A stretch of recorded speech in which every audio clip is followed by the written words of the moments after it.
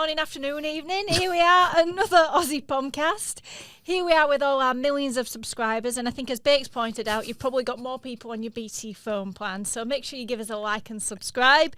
Here we are, we're discussing the UK news once again.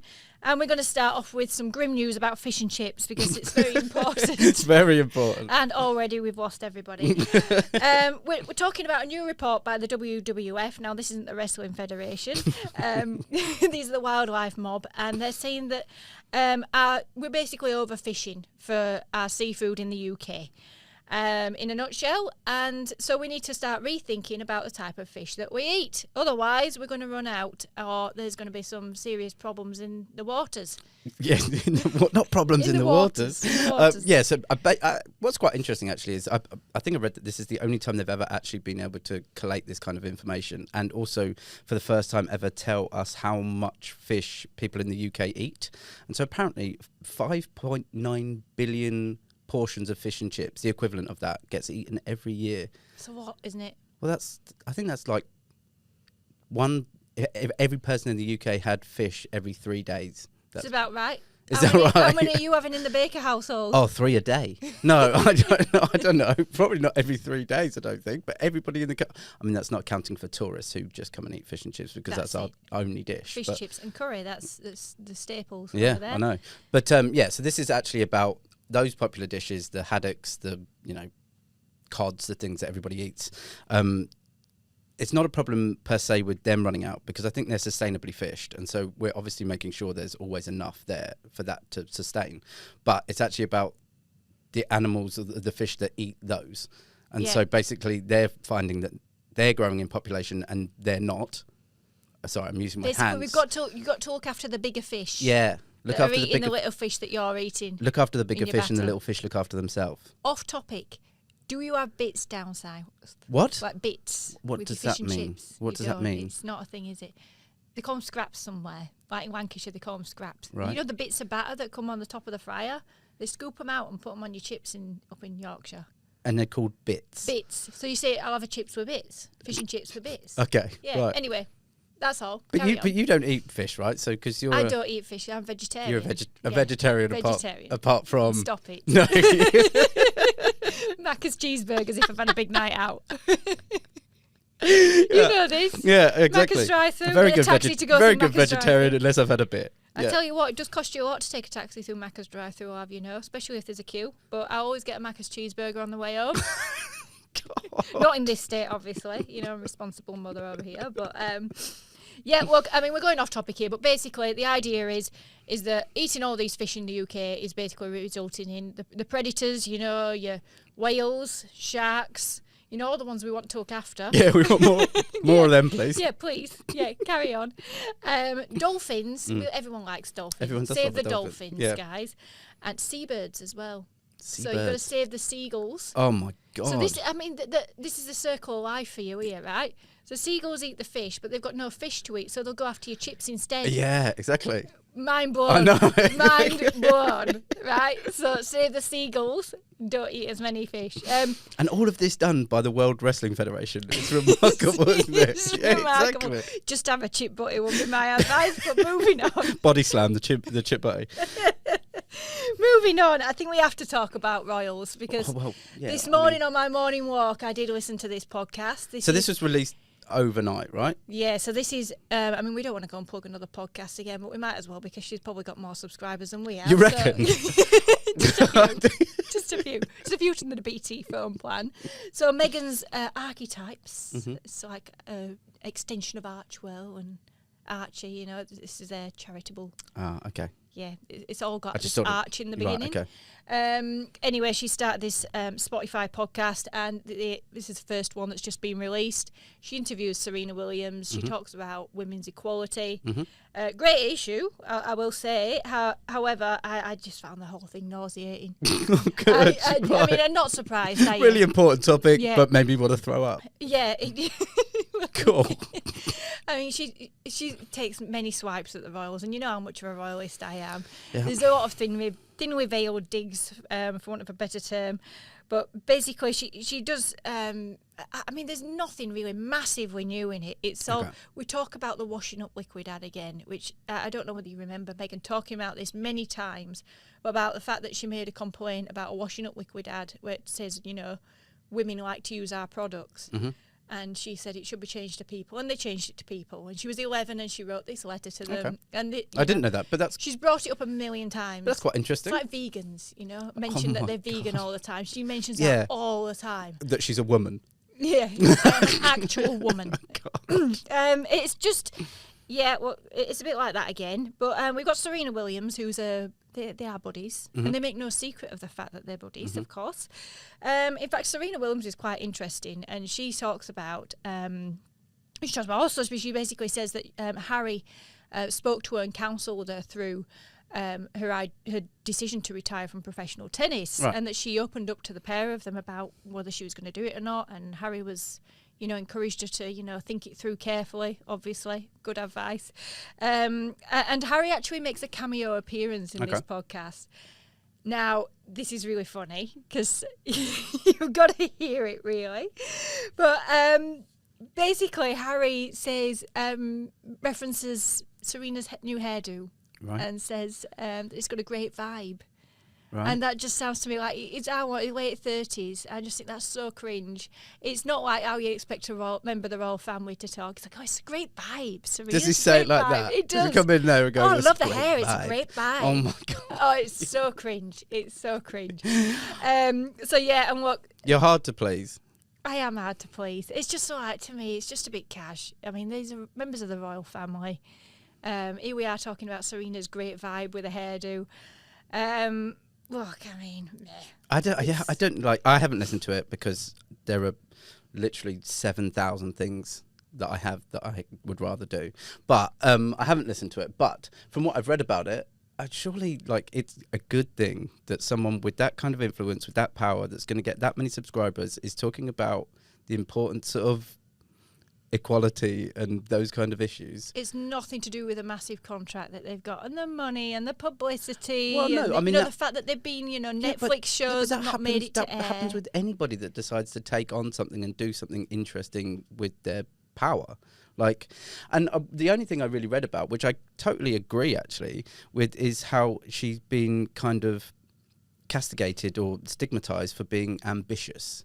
Right, and I completely agree with that. Women do get this horrible kind of, it's a different attachment to the word ambition for a woman than it is for a man. Yeah. And I completely agreed with what I read that she said. I do agree with that, yeah. And yeah.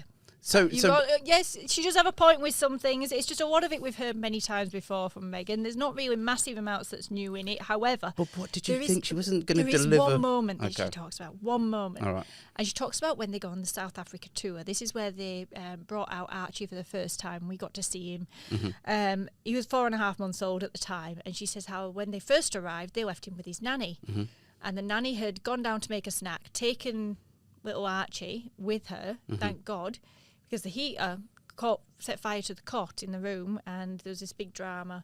Anyway, they came back from this engagement, did Meghan and Harry, and saw that the room had been set on fire and got told all about it. I don't think there was actually a fire, was there? It was just smoke. I mean, there's talk of smoke. Was there flames? I mean, I think she says fire in the podcast. Does she? Okay. Yeah. And well, there was this fire. She was distraught, understandably. She says everybody was in tears. We were all very shaken, and that she was made to go out and do the next engagement and leave the baby behind, because the people that had organised the tour were concerned about how it might look. Yeah, right. So that's a bit of a swipe at the royals, I reckon, right there. I mean, or at least the royal staff. Probably, but I mean, I guess there's again, I read about it, I haven't heard it, but I would say there's two elements to that. That one that I can identify with. One is, the idea that this kind of near miss happens with your very young child. It's your first child. You're obviously massively overprotective.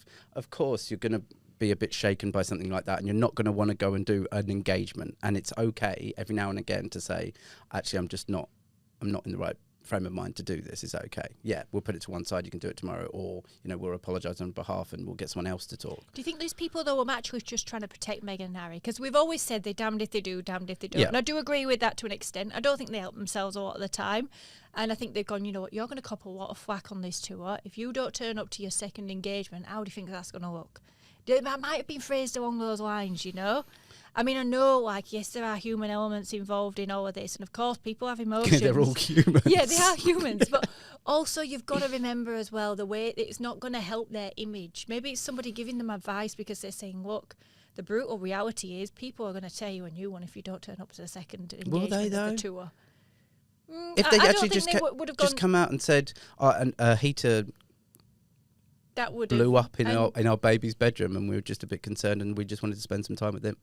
You see, would they have said that much? You see, but that's what I mean. Yeah, so that's what I mean. Why can't they just say that? And everybody goes, "Oh, that's fair enough." Nobody. Yeah, really no, there's a point. But you know what? They don't, though, do they? We don't get that kind of information. We know this working in media. It's all very smoke and mirrors, for want of a better term. Yeah, exactly. But I mean, that's the problem with all of this, right? Is, you know, she comes out and says it now, and they're like, "Oh God, she should never say that. She's not listening to their advice, and she's being overly dramatic, and she's doing all of this." But if she'd said it at the time, she would have been overly dramatic and not listening to people. Like, there is just no winning situation for her. No, I agree with that. And anyway, this is the trailer. I think, you know, if you're not going to listen to the podcast, at least just have a look this bit. People should expect the real me in this, and probably the me that they've never gotten to know. Certainly not in the past few years, where everything is through the lens of the media, as opposed to, hey, it's me. I'm just excited to be myself and talk and be unfiltered, and yeah, it's fun. But didn't you say you wanted privacy, Meghan? Oh God! Isn't that what they said? Oh God! We don't want to be seen through the eyes of the media. But you didn't want to be seen at all. Yeah, no, and now I was like, oh, you can see me now because I don't like the way you've seen me. You know, they're two different things, right? Someone taking a picture of you as you're walking across the road to get some milk. As a public figure. And you deciding that you want to release a podcast where you talk about issues that you're passionate about. They're not the same thing. She wants people to know the real her, though. It's about her. Yes, exactly. But she has control over it, which is fair enough. Yeah, right, whatever. All right, okay. Anyway, you're never going to win me over on this one. Let's talk about Kate and Will's. Some royals that you do love. Yeah, I do like these. I do like these too. They are moving house, and this should not be a story. However, it is a story because they are paid for by the taxpayer indirectly. So they've moved. They've got another residence, So basically, this is a 10-minute walk away from the Queen's place at Windsor Castle. Mm-hmm. It's Adelaide Cottage. It's got a long history of being in the royal family. It's being used by Queen Adelaide, which is where it got its name from. And the idea is that they're going to live here so that they can be close to the kids' school. All three are going to go to the same hoity-toity private school. Mm-hmm. They're not going to be boarders. They're going to live at home and just be day students, as they call them. Is that allowed in royal life? I don't know. Well, you know, they are. Yeah, okay. It's fine for them. They could do stuff that's not tradition. Anyway, they're going to be living at home in this new place. However, they're still going to keep apartment 1A at Kensington Palace, which is, I mean, when we say apartment, we're not talking like a little council flat here. One by one. Yeah. We're talking a massive, great, big, like, mansion, basically. Mm-hmm. I mean, apparently they're quite modest by, you know, royal standards, but I mean, still. Royal standards. Big by Huddersfield standards, I imagine. Although they will be living 10 minutes away from their grandparents, so similar to Huddersfield. Maybe. Living next door to Granny. Yeah. They've got that one. They've got this one, and they've got Amner Hall as well, which is their other country home. Yeah. So now we've got 3 properties. Yeah. That, I mean, who doesn't have 3 properties? Is it excessive for in a cost of living crisis? And it's not like me to throw shade on the Cambridges.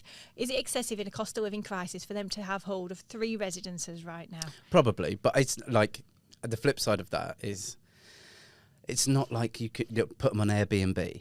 Like, they're royal residences. They just exist. Imagine if they did. How much money would they make? Yeah, exactly. Well, they start putting it back into the public purse. Yeah. No, I don't. Yeah, it's not going to happen. There is talk that they actually do that. They do have another property. Airbnb. Well, there's another property that they're rumoured to have that is Williams up at Balmoral. And that's rumoured to be let out commercially. So I don't know to what degree that is. It might be just, you know, it might be one person that rents it, or it might be some commercial. It'll just be like for the second cousins that have done something wrong, isn't it? You just put them up there for a few months. Stick them in Scotland. It's like Australia, but for royals. Oh, God. Anyway, I mean, this comes after they spent £4 million on renovations. Famously, I mean, this is pre-Meghan and Harry dramas with, the copper bathtub and everything else, and definitely pre-Boris and his fancy wallpaper. They spent a lot of money on renovating their house with 2 kitchens, and Kate was dubbed 2 Kitchens Kate, which is sexist in itself, but we won't go down that route. Yep. And basically, £4 million they spent on these renovations, which when you figure it out, it's like £500,000 a year on renos for the time that they've lived there. That's a lot of money. I mean, I'm renovating. I can't run up £500,000. No way. But they don't, even with Aussie tradies. But they don't get the same level of criticism, right? So because I mean, he's going to be king, and so is he George. can do what he wants. Well, I mean, there's kind of the expectation of excess, isn't there? It comes with the role, really. Just don't really care. You don't care. We've got to move on, haven't we? From one royal family to another, we'll talk about the Beckhams. Oh. The Beckhams. Yeah. Yeah. You're calling them royalty, right? Yeah, royalty. Fair Buckingham enough. Palace they do live. So that's true. Yeah. Well, this is Cruz Beckham, and can you believe he is 17? No, it upset me as soon as I read that. I remember when he was named, and they're calling him Cruz. But the weirdest thing for me is that David Beckham and Victoria Beckham don't look like they've aged in any way, shape or form, and all of a sudden they've got adult children, and I don't know what happened. What is this about? So, well, I mean, we've got Brooklyn Beckham, as we know, is married, and he's claiming to be a chef. That's the latest one. Claiming to be. He says that's another story. He's a chef these days, but he's done photography. He's quite creative, it seems. And then we've got Cruz, who seems to have picked up on his mum's love of music. I got Romeo in between, who's playing football now. Yeah, well, Romeo's playing. Yeah, so he's following Dad's footsteps. We've got Cruz here, who's following Mum's footsteps. I mean, loosely, because she didn't do much singing, did she? I was going to say, following Mum's footsteps, musical, but hoping to have the musical talents of her dad. Certainly got the dancing down pat. Yeah. Singing, is it coming? Is it coming? Is it coming? He's going to start singing any minute now. Any minute now. Oh no, we don't get to hear him. We don't get to hear him. It's a tease. They don't let us hear him. Although we have heard him sing before. Have we? I do follow them on Instagram, the Beckhams. Yeah, okay. Work things, Yeah, work related. Yeah, only for work. And he's got quite a sweet voice. Oh, has he? And he's very much inspired by Justin Bieber, it seems. He plays guitar. He's looking a lot like an early Justin Bieber there, yeah. I think. But interesting, and this is kind of why he's made news. Not really just because he's performing, because I think he has done that before, but because he's wearing a Spice Girls t-shirt. Good on him. Fair enough. Good on him. I tell you what, I loved Spice World when I was a kid. I mean, did you watch the movie when you were a kid? No. You never watched Spice World? No. Oh, it's good. It's meant to be one of the worst films of all time. It is, but it's so bad it's good. Okay. I think every girl my age would have watched it. I remember we got out of school early to go and see the Spice Girls concert in Sheffield. What do you mean you got out?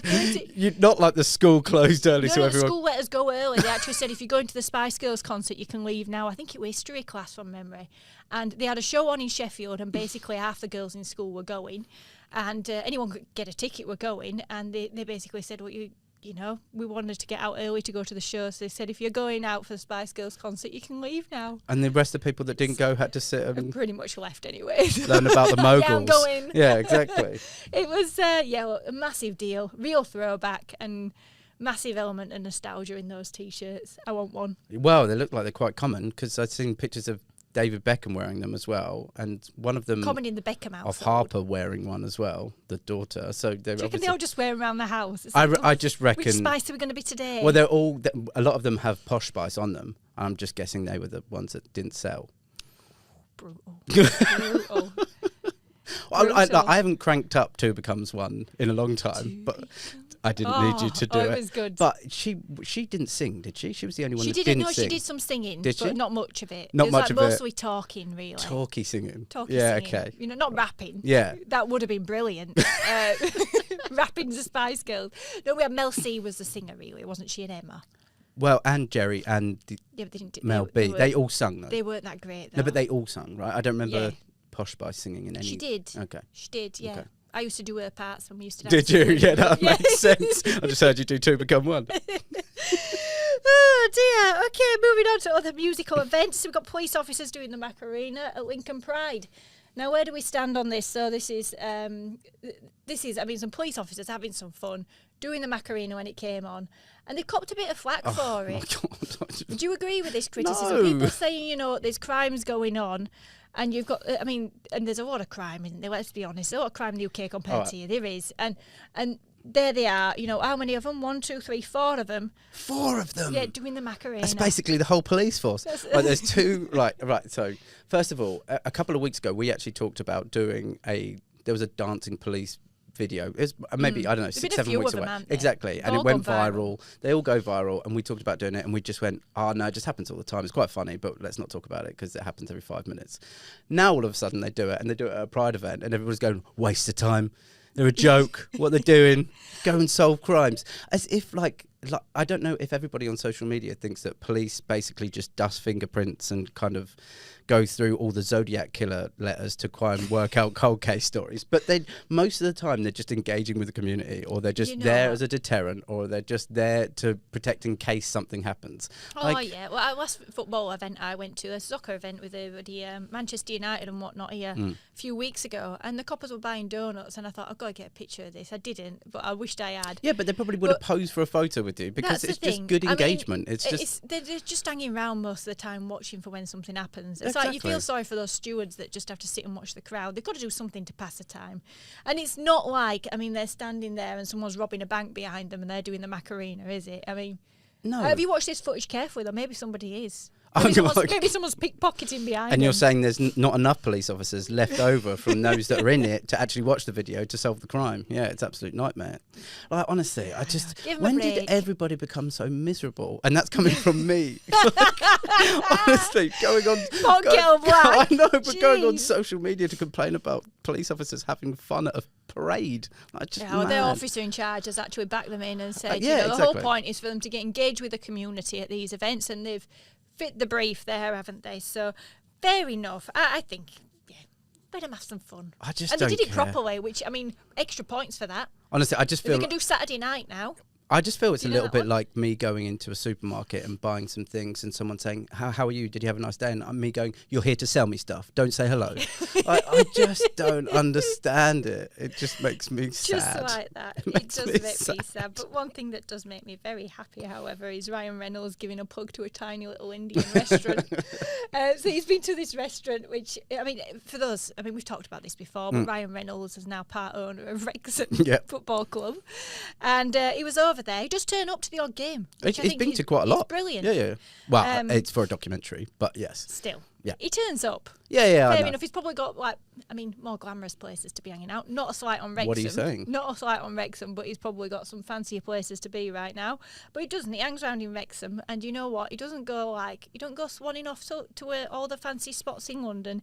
He goes to the local curry house, and he orders, it looks like it might have been a takeaway because nobody remembers serving him. Yeah, I know, but the funny thing about this is that the people that own it, they have they've been seeing the photo of him and they go, we don't know who that is, so we don't know if he's come in or not. That's the thing, it could have been one of his staff that turned up. It Maybe. could have been him, but he could have flown under the radar anyway because these people wouldn't have a clue who he was. Anyway, he turns up and he goes and puts on his Instagram a picture of the menu with including, a big plug for them and the phone number and everything, and says it's the best Indian food in Europe. I mean, it's a big claim. Has he tried them all? Yeah, I thought it was a bit... look. He hasn't been to the Pink Elephant in Meltham in Huddersfield. Oh, really? Tell you that's bloody good. But it takes some beating. All right, this isn't who can plug the smallest Indian restaurant. Pink Elephant's a good one. But, so, obviously, the flip side of the last story is this is actually a nice kind of use of social media. Just giving a small business a little bit of a plug when you know that your followers... most of them aren't going to fly from LA to Wrexham to go for an Indian. We've talked about the Bingley Mega Oh, Chippy. yeah, that is true. Lots of people. This might become the next Bingley Mega Chippy. This is the next Bingley Mega. Light of India. But it's a weird thing to say best in Europe because to me, what that actually says is it's really, really good. But I've had some in LA and in America that's better. It's good. India's better. Yeah, well, he didn't say the best in the world. So why not just say best in Wrexham? It's the same thing. You don't like. He's tried them all. He's tried them all. It's the best in Europe. Yeah, one team who aren't the best in Europe, however. Also, someone hasn't told him that they're not in Europe anymore. Anyway, one team who definitely aren't the best in Europe right now is Manchester United. However, they're a bit of a win on the weekend. But all the fans are still kicking off.